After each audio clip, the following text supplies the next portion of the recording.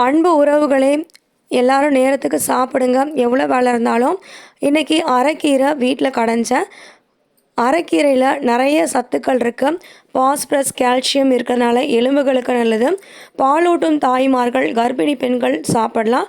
குழந்தைங்கள்லேருந்து பெரியவங்க வரைக்கும் அரைக்கீரை சாப்பிடுங்க. கண்களுக்கு நல்லது. மிகச்சிறந்த ஒரு ஊட்டச்சத்தான ஒரு உணவு. அரைக்கீரையை க்ளீன் பண்ணி எடுத்து வச்சுக்கோங்க. முத்தின காம்பு பகுதி இருந்துச்சுன்னா அதெல்லாம் நீங்கள் செடிகளுக்கு போட்டுருங்க.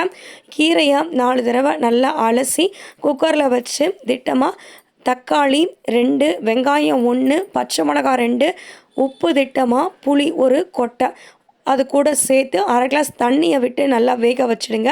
கல் சட்டியில் தண்ணியெல்லாம் இருத்துட்டு கீரையை மட்டும் நல்லா கடைஞ்சிடுங்க. அவ்வளோ வாசனையாக இருக்கும். கடுகு, காஞ்ச மிளகாய், பெருங்காயத்தூள் போட்டு தாளிச்சிடுங்க.